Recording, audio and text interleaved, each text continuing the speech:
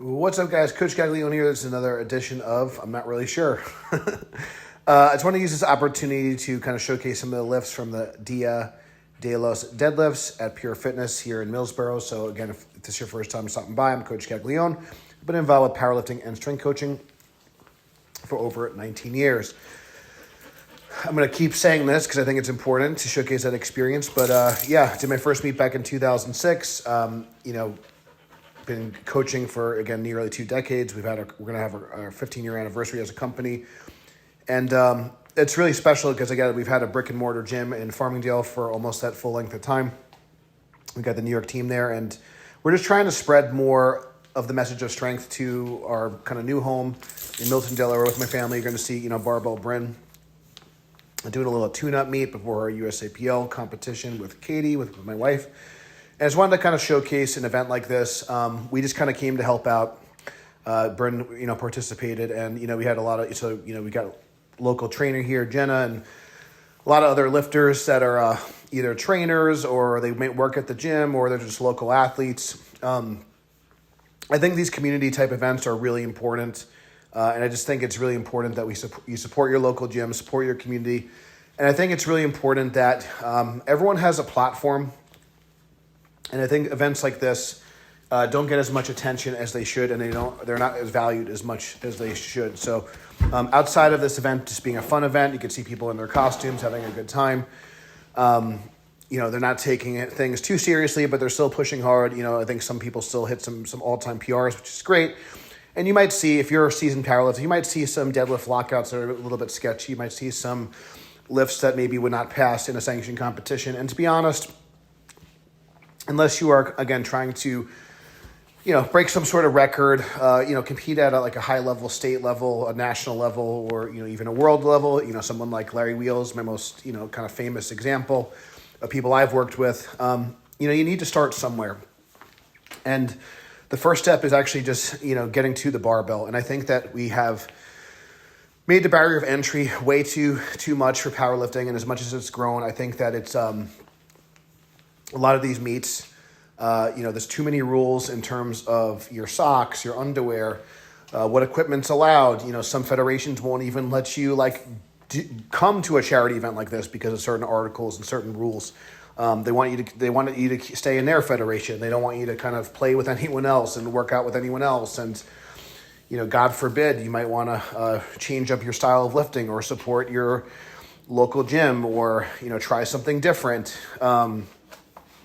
Maybe you've been doing meets out of stands and you want to try a monolift. Maybe you've been doing raw meets for a while and you want to try an equipped meet or a raw with wraps meet. Maybe you want to try a different strength sport. Maybe you want to try strongman or a strict curl contest or a weightlifting meet. And I think it's good for people to have options. And again, one of the reasons why I really love powerlifting and I've gotten even more and more into strict curl in terms it's the most accessible, it's the most scalable. And single lift meets like this in particular, single lift meets like a deadlift only meet, single lift meets like a strict curl meet, and especially an unsanctioned one, maybe a little bit like of a more relaxed rule set in terms of what equipment is you're going to wear. And I think here's a good example of, she ended up, I think this woman, I don't know, I might have deleted the video, but she dropped it. She got excited. She didn't know any better. And it was a learning opportunity for her. So I think that's really important that we have events like this where, it's a low financial cost, it's a low bandwidth cost, it's a low training cost. There's just in every sense of the word, low barrier of entry. This kind of meets the bill. And you're kind of bringing people together from all different walks of life. You had kids, you had moms, you had, younger people, older people that really kind of went all out with their costume. And you can kind of see the energy. You can see people getting excited. People are able to show off their personality a little bit and kind of get creative with their costumes. And ultimately it was good for a cause. There was, money it was a Toys for Tots toy drive. We're going to actually be doing our own with Peak Fitness again on December 21st. So it's just kind of good. You're lifting for a cause. You're, giving back to the community. You're also getting to challenge yourself and do it with your friends. And maybe you meet some new friends. So I think that that's really important. And again, definitely overlooked. I think that as much as, again, someone like myself, I dedicated a big chunk of my life, more than half of my life I've been competing and coaching. I got myself to like a 2,100 pound total. I'm the first and only man to squat 800 pounds in 6 weight classes. So I've taken this, lifting game as serious as anyone. But it is important that you recognize that we want to have fun. We want to do this in a healthy, sustainable way. And I think that if you can kind of do that with training partners, do that with your community, do that with your local gyms, I really think that's going to be the ticket. One of the things that's been, really challenging for me personally, and it's been like an uphill battle. I've noticed, and tides have been turning. There's been more opportunities for people to compete within the state of Delaware, which is great. But what I've seen over the past 3 years since I've been running events here, a lot of people will go to Maryland. A lot of people will go to Pennsylvania. A lot of people will go to Virginia. A lot of the lifters, they don't support their local meets. They don't support their local gyms. They'll kind of go out of state. They'll go to the popular influencer gym. They'll go to the meet that has the quote-unquote fireworks, the fancy screens, the halftime shows. And you can see a meet like this, it was all for vibes. It was a nice platform and everything, but, there's no smoke screen, there's no fireworks.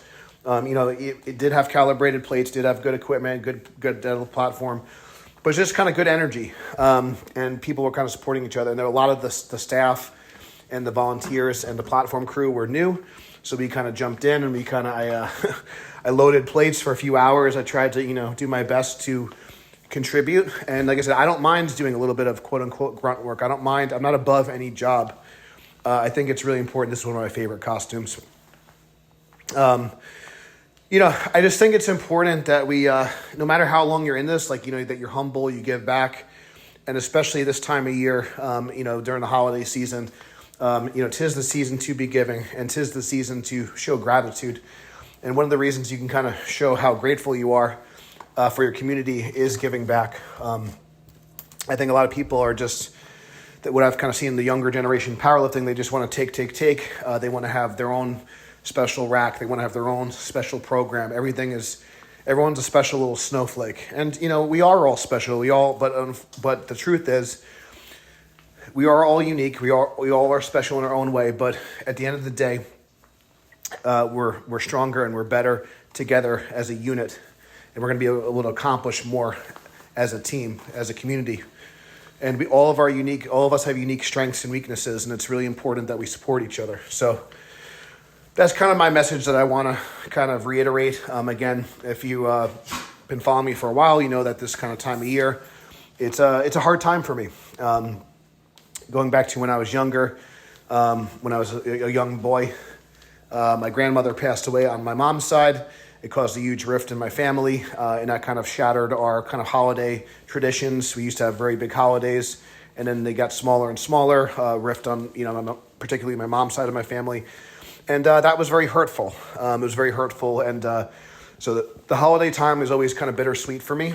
And then fast forward to my adult life, in 2013, Thanksgiving morning, I got the awful news that my buddy, former, pro strongman record holder, Arnold champion, Mike Jenkins, also fourth in World's Strongest Man, was his best finish, but he was Arnold champion, so he was one of the strongest men of that era, and I believe that he'd still be doing really well today. Rest in peace. He was taken to us too soon. He was a guy that was, larger than life, super humble. I always say that if you can close your eyes and have a conversation with Mike, you would never know that he was a world-class strongman that was, nearly 300 and, nearly 400 pounds with hose veins in his bicep. He was quite a remarkable human, but not just for his strength, but for his ability to give back, for his ability to do things for the community. He was a true strongman in the sense that he would do things, exhibitions of strength and do things for a cause, do things to motivate his community, do things to help people in need. And he was a dear friend, and he was missed. And, the kind of, it was unfortunate, but we ended up having a really positive experience, and that kind of launched my kind of, career's not the right word, but my kind of start in terms of running events. One of the biggest events we ever ran was deadlifting for Jenkins in February of 2014 at Bastion School of Fitness, and we were actually returning back to Bastion for our New York State qualifier, RPS Dominion next year. So I'm really excited to kind of come back to our roots.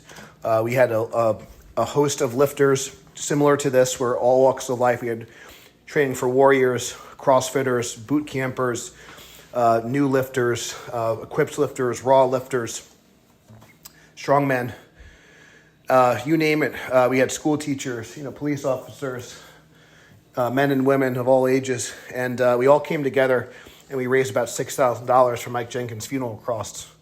And then many may or may not know, but Mike Jenkins was married to Carrie Sue Jenkins, and now Carrie is now Carrie Shaw. And Carrie is one of the most influential and hardworking people in the sport of strongman now, helping out with events like Strongest Man on Earth and Shaw Classic. And she's been an unbelievable asset to the strength community. So it's just really kind of nice that we were able to kind of do that for her and the Jenkins family. And I know I always kind of wonder if I should mention her or not, but I just do think it is nice to see that she's doing so well and she's having an impact on the community. She's got a beautiful family, and I'm just happy that, because for a lot of people that would have, kind of crushed them.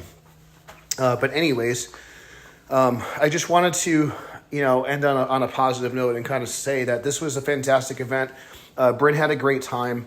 I think it's really important for her to also have the opportunity to lift with other youth lifters. She got to lift with Maeve on this particular day. And I think it's really important that people can kind of see that really powerlifting is for the people. Powerlifting is for all shapes and sizes, ages, ability levels, genders. And I always say that the weights don't discriminate. It's on the platform. It's you versus the weight.